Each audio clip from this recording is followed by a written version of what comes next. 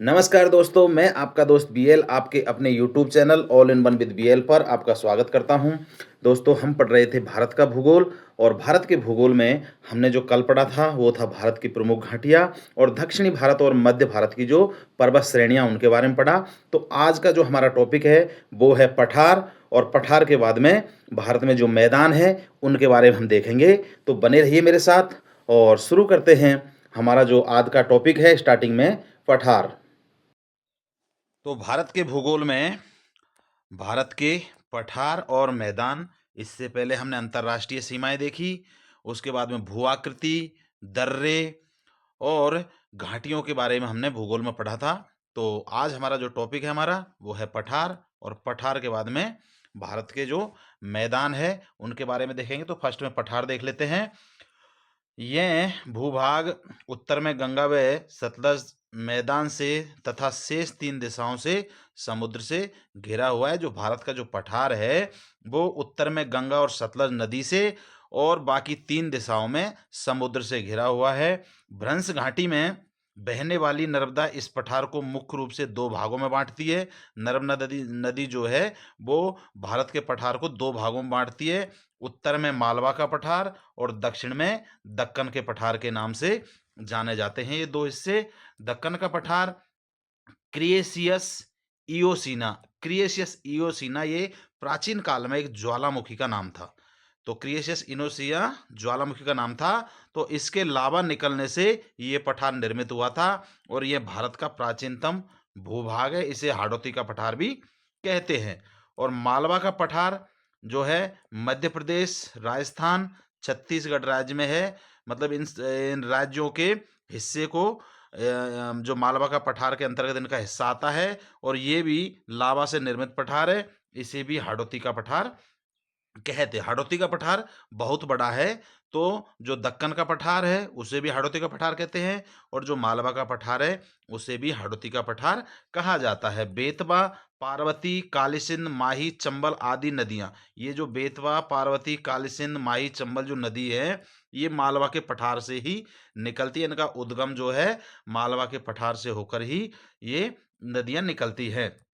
बुंदेलखंड का पठार मालवा पठार के उत्तर व उत्तर पूर्व में स्थित है। जो बुंदेलखंड का पठार है वो मालवा के पठार का के उत्तर या उत्तर पूर्व में स्थित है। और इसके पूर्व में जो है छोटा नागपुर का पठार है और जिसका सबसे बड़ा भाग रांची का पठार है। यहाँ खनिजों की भरमार, मतलब जो बुंदेलखंड का पठार है वो मालवा के पठार के उत्तर और पूर्व दिशा में है। और इसके पूर्व में जो बुंदेलखंड का पठार है उसके पूर्व में छोटा नागपुर का पठार है और जिसका छोटे नागपुर का पठार का सबसे जो बड़ा भाग है वो रांची का पठार है, उड़ीसा में। और यहाँ पर खनिज पदार्थ अत्यधिक मात्रा में निकलते हैं। अब दक्कन का पठार भारत में सबसे बड़ा पठार है। जो दक्कन का पठार है जो दक्षिण में है वो सबसे बड़ा पठार है और इसके अंतर्गत महाराष्ट्र, मध्य प्रदेश, गुजरात, कर्नाटक और आंध्र प्रदेश राज्य के भूभाग आते हैं। यह काली मिट्टी का क्षेत्र है। मतलब जो दक्कन का पठार है वो सबसे बड़ा पठार है भारत का और इसका जो ये फैलाव है वो महाराष्ट्र, मध्य प्रदेश, गुजरात, कर्नाटक और आंध्र प्रदेश तक ये दक्कन का पठार फैला हुआ है। या इसमें जो है काली मिट्टी अत्यधिक मात्रा में पाई जाती है। इसका निर्माण भी क्रिएशियस काल में ही हुआ था। जो क्रिएशियस जो मैंने आपको बताया था प्राचीन काल में एक ज्वालामुखी थी, उसी के लावा से या उसी के समय में इस दक्कन के पठार का भी निर्माण हुआ था। काली मिट्टी को रेगुर मृदा भी कहा जाता है जो कि कपास की खेती के लिए प्रसिद्ध है। बिल्कुल, जो कपास की खेती के लिए काली मिट्टी सबसे उचित मिट्टी मानी जाती है। गोदावरी नदी से 2 भागों में बांटती है। जो दक्कन का पठार है उसको गोदावरी नदी जो है 2 भागों में बांटती है और वो कौन कौन से, एक साइड में तेलंगाना और दूसरी साइड में कर्नाटक का पठार। मतलब एक साइड में तेलंगाना का पठार और दूसरी साइड में कर्नाटक का पठार। तो पहले जो भारत का पठार उसको 2 भागों में बांटा, उनमें से एक दक्कन का पठार और फिर दक्कन का पठार को भी गोदावरी नदी 2 भागों में बांट करके तेलंगाना और कर्नाटक के पठार के रूप में उसे जाना जाता है। और इसकी जो उत्तरी सीमा है जो ताप्ती नदी बनाती है, मतलब ताप्ती नदी इसके उत्तर में आती है। या बहती है। मेवाड़ भी मालवा का पठार, मेवाड़ भी जो है मालवा का पठार अरावली और विंध्य श्रृंखला के मध्य में स्थित है। तो मेवाड़ जो है, मेवाड़ मतलब राजस्थान के अंदर आता है और ये मालवा के पठार के अंतर्गत है, और ये जो है अरावली और विंध्य श्रृंखला के मध्य में स्थित है मालवा का पठार जो है। अब ये थोड़ा सा पठारों के बारे में जाना। अब देखते हैं कि कौन कौन से भारत के राज्यों में कौन कौन से प्रमुख पठार है और इनकी क्या विशेषता है, इनके उत्तर दक्षिण में क्या है, इनका फैलाव कितना है, तो उसके बारे में विस्तृत रूप से देखते हैं। तो भारत के प्रमुख पठार, अब भारत के प्रमुख पठारों को शुरू करते हैं। तो प्रथम शुरू करते हैं हम दक्कन के पठार से ही शुरू करते हैं। तो ये भारत का सबसे बड़ा पठार है और मध्य एवं दक्षिण भारत के राज्य में ये विस्तारित विभिन्न भागों में भिन्न भिन्न नामों से संबोधित किया जाता है। मतलब ये भारत का सबसे बड़ा पठार है और ये मध्य और दक्षिण भारत के राज्यों में फैला हुआ है और इसको अलग अलग नामों से अलग अलग जगह पर जाना जाता है। जैसे आंध्र प्रदेश व तेलंगाना, आंध्र प्रदेश में तेलंगाना का पठार, और पूर्व उत्तर भाग में छोटा नागपुर का पठार भी इसको कहा जाता है, दक्कन के पठार को। जैसे नर्मदा नदी ने दो जगह पे बांटा तो ये अलग अलग नामों से जाने जाने लगा। अब है छोटा नागपुर का पठार। तो छोटा नागपुर का पठार जो है, इसकी सर्वोच्च चोटी पारसनाथ 1366 मीटर की है। जो छोटा नागपुर का पठार, उसकी चोटी सबसे ऊंची, इसमें जो पहाड़ी है उसमें 1366 मीटर ऊंची चोटी है पारसनाथ। और दक्कन के पठार का पूर्व उत्तर जो विस्तार है, पूर्व और उत्तर में जो फैला हुआ है, वो 65,000 वर्ग किलोमीटर में ये फैला हुआ है। और ये कौन कौन से राज्य में? झारखंड, उड़ीसा, पश्चिम बंगाल, बिहार एवं छत्तीसगढ़ तक ये फैला है। और एक महाद्वीपीय पठार इसको कहा जाता है। नेतरहाट पहाड़ी को छोटा नागपुर की रानी भी कहा जाता है। तो छोटा नागपुर का जो पठार है, उसकी सबसे ऊंची चोटी पारसनाथ है, जिसकी ऊंचाई 1366 मीटर है। और ये दक्षिण के पठार में जो पूर्व उत्तर में, पूर्वी उत्तर में जो फैला हुआ है, वो है 65,000 वर्ग किलोमीटर। और झारखंड, उड़ीसा, पश्चिम बंगाल, बिहार और छत्तीसगढ़ तक ये फैला हुआ है। और ये एक महाद्वीपीय पठार पठार के रूप में है। और यहाँ पर इस पठार में एक नेतरहाट की पहाड़ी है, जो छोटा नागपुर के पठार की रानी के नाम से जानी जाती है। अब दूसरा है कार्बी आंलोंग का पठार। कार्बी आंलोंग का पठार जो है, पूर्व उत्तर राज्य में विस्तारित है और इसकी औसत ऊंचाई 30 मीटर है, मतलब इसकी ऊंचाई कम है। मेघालय का पठार है एक। तो मेघालय राज्य में स्थित दक्कन का पठार का एक भाग है। जो मेघालय में, जो मेघालय के पठार के रूप से जो जाना जाता है, वो भारत के मेघालय राज्य में दक्कन के पठार का एक हिस्सा है, उसे मेघालय का पठार कहते हैं। काठियावाड़ का पठार। तो काठियावाड़ का पठार जो है, वो इसकी सर्वोच्च चोटी सतकला चोटी है। सतकला नाम की चोटी काठियावाड़ के पठार की सबसे ऊंची चोटी है, और जिसकी गुजरात में गिरनार पहाड़ी 1069 मीटर तथा बारदा पहाड़ी 617 मीटर ऊंची है। मतलब जो काठियावाड़ का पहाड़ है, इसकी सर्वोच्च चोटी सतकला है। और इस चोटी की जो गुजरात में पहाड़ी है, गिरनार पहाड़ी, उस पर है ये चोटी, जो 1069 मीटर है। और बारदा की पहाड़ी पे दूसरी चोटी है, वो 617 मीटर ऊंची है। आगे है मालवा का पठार। तो मालवा का पठार जो है, पश्चिमी मध्य प्रदेश, जो मालवा के पठार के अंतर्गत जो हिस्सा है, पश्चिमी मध्य प्रदेश का है। दक्षिणी पूर्वी राजस्थान, गुजरात में स्थित काली मिट्टी और कपास की कृषि के लिए भी ये प्रसिद्ध है। मतलब ये 3 स्टेटों में मालवा का पठार फैला हुआ है। वो है पश्चिमी मध्य प्रदेश और दक्षिण पूर्वी राजस्थान और गुजरात में। और इसमें गुजरात में क्या है, काली मिट्टी और कपास की कृषि के लिए भी ये पठार प्रसिद्ध है। मतलब यहाँ पर गुजरात में इस पठार के अंदर काली मिट्टी है और जिसमें कपास की खेती अत्यधिक मात्रा में की जाती है। एक है शिलोंग का पठार। जो शिलोंग का पठार, ये पूर्व उत्तर राज्य मेघालय के पूर्वी भाग में स्थित है। तो शिलोंग जो मेघालय में पूर्वी भाग में स्थित है शिलोंग, और वो शिलोंग का पठार मेघालय के पूर्वी भाग में ही स्थित है। एक भांडेर का पठार है, और ये मध्य प्रदेश में स्थित है भांडेर का पठार जो है। और ये विंध्य श्रृंखला का भाग है, जो विंध्याचल पर्वत की श्रृंखला है, उसका भाग है भांडेर का पठार। एक है बुंदेलखंड का पठार। बुंदेलखंड का पठार में विंध्याचल और सतपुड़ा का संक्रमण क्षेत्र को सिंगरौली तथा दूधी द्रोणीय दूधी जैसी द्रोणीय स्थिति है। तो जो बुंदेलखंड का पठार है वो विंध्याचल और सतपुरा का संक्रमण क्षेत्र है, संगरौली तथा दूधी जैसी द्रोणीय स्थित है बुंदेलखंड के पठार में। मेवाड़ का पठार तो अरावली श्रृंखला और मालवा के पठार के बीच में विस्तारित है ये, और ये राजस्थान राज्य में स्थित है। जो मेवाड़ का पठार है वो अरावली श्रृंखला और मालवा के पठार, जो मालवा का पठार 3 स्टेटों में फैला हुआ है, उसके बीच में ये मेवाड़ का पठार फैला हुआ है और ये राजस्थान में स्थित है। उसके बाद में दंडकारण्य का पठार है। तो दंडकारण्य का पठार जो है उड़ीसा, छत्तीसगढ़, आंध्र प्रदेश राज्यों में ये फैला हुआ है और इस पर बेलाडीला लोहे की खदान स्थित है। जो दंडकारण्य का पठार है उसमें बेलाडीला नाम की एक लोहे की खदान भी पड़ती है और दक्षिण पश्चिमी भाग को मलकानगिरी के पठार के नाम से जाना जाता है। तो जो दंडकारण्य का पठार है उसके दक्षिणी पश्चिमी जो भाग है उसको मलकानगिरी के पठार के नाम से भी जाना जाता है। एक है तेलंगाना का पठार जो आंध्र प्रदेश के पश्चिमी पठार भाग में स्थित है। आंध्र प्रदेश से जो पश्चिमी भाग है उसमें यह पठार स्थित है और दक्कन के पठार का उत्तरी पूर्वी भाग है। दक्कन का जो पठार है उसका उत्तरी पूर्वी भाग को तेलंगाना का पठार कहा जाता है।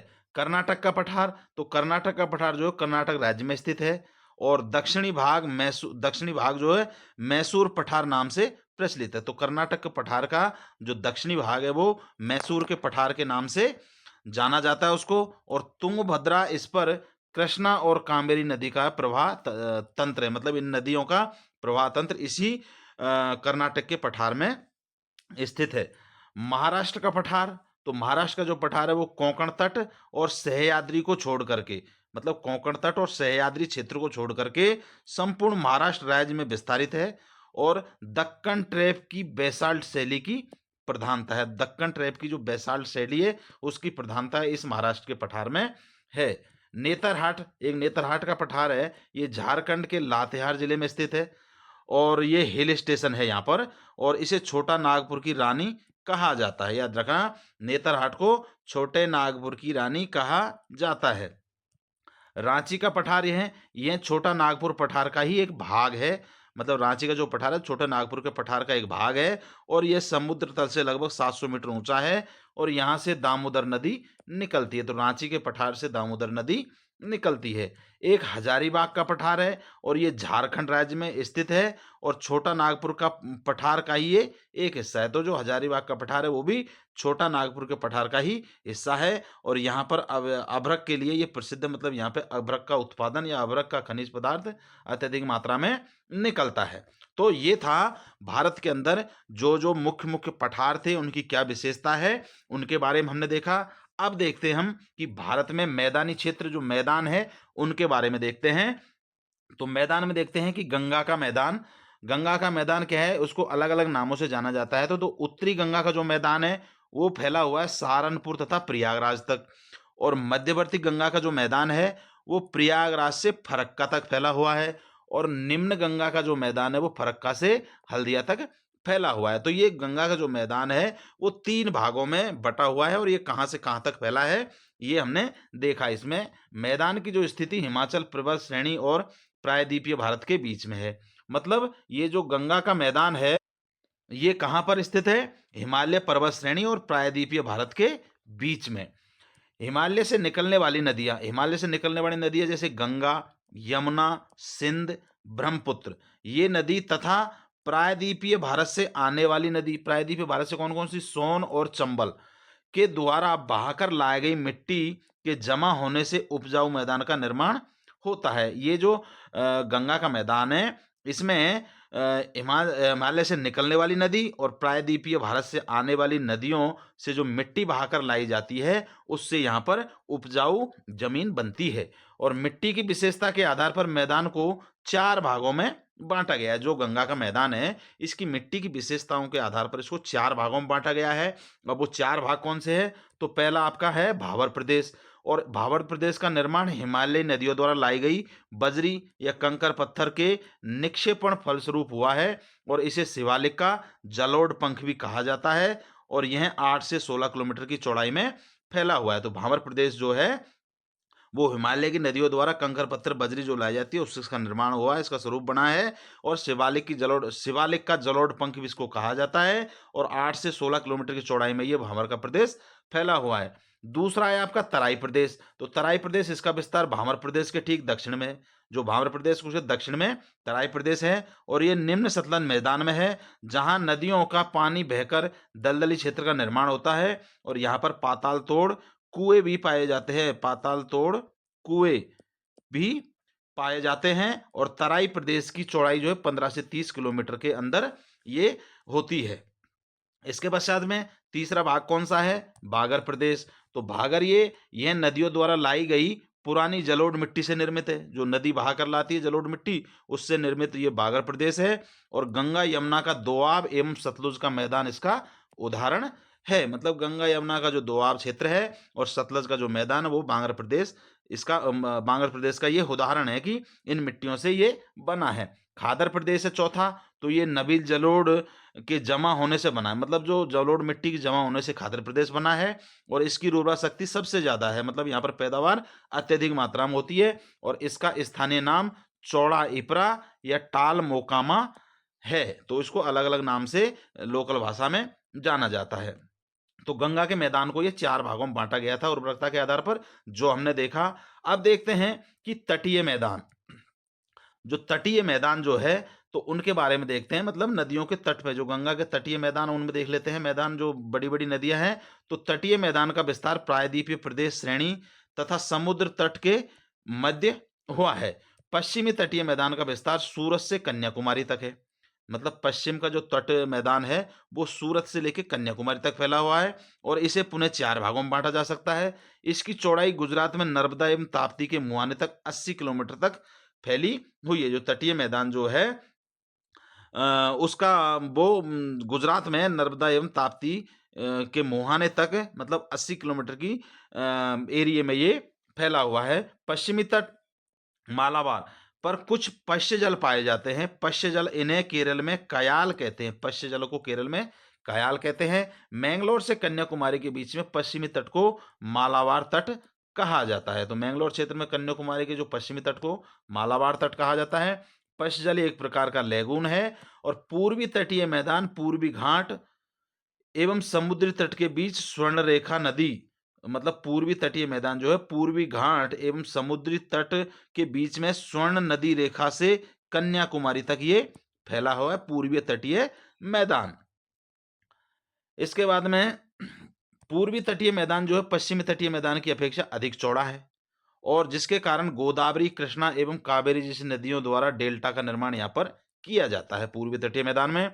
तमिलनाडु का पूर्वी तट कोरामंडल तट कहलाता है, जबकि गोदावरी और महानदी के बीच का पूर्वी तट उत्तरी मैदान उत्तरी मतलब जो तटीय मैदान है वो उत्तरी सरकार के नाम से जाना जाता है। तो तमिलनाडु का जो पूर्वी तट है कोरामंडल तट कहलाता है। और जो गोदावरी और महानदी के बीच का जो पूर्वी तट है वो उत्तरी सरकार के नाम से जाना जाता है। भारत में पश्चिमी तट में उत्तरी भाग को कोंकण कहते हैं। भारत में जो इसका पश्चिमी तट जो है उसके उत्तरी भाग को कोंकण कहा जाता है।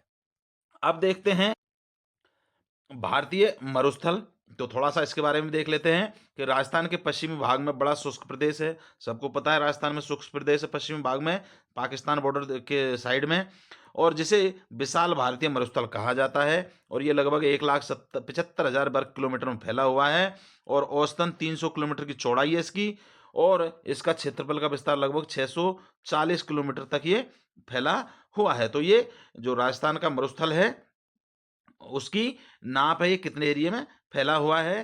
थार मरुस्थल अरावली पहाड़ियों के उत्तरी पश्चिमी किनारे पर स्थित है। और यहाँ बालू के टिब्बों से ये ढका हुआ है। मतलब बालू ढका एक तरंगित मैदान है। और यहाँ पर वार्षिक वर्षा 15 सेंटीमीटर से कम होती है। मतलब वर्षा बहुत ही कम होती है, मतलब ना के बराबर होती है। लूनी नदी 495 किलोमीटर इस क्षेत्र में सबसे बड़ी नदी है। जो मरुस्थल में लूनी नदी है वो 495 किलोमीटर तक बहती है और ये यहाँ की सबसे बड़ी नदी है। यह भारत में अंतः प्रवाह की सबसे बड़ी नदी है लूनी नदी, याद रखना।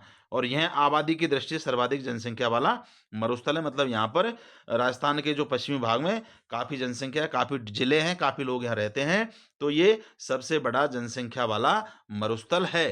तो दोस्तों ये था आपके भूगोल के चैप्टर में आपके पठार और मैदान। तो मुझे आशा है कि ये जानकारी आपको पसंद आई होगी और परीक्षा की दृष्टि से ये आपके लिए महत्वपूर्ण सिद्ध होगी। आपसे रिक्वेस्ट है, चैनल को सब्सक्राइब करके वीडियो को लाइक कर लीजिए और अपने दोस्तों के साथ शेयर कर दीजिए। और किसी प्रकार का कोई डाउट हो तो आप कमेंट करना नहीं भूलें। दोस्तों अब मुझे दीजिए इजाज़त और मिलते हैं भारत के भूगोल के एक और इम्पोर्टेंट टॉपिक के साथ में। तब तक के लिए नमस्कार, धन्यवाद।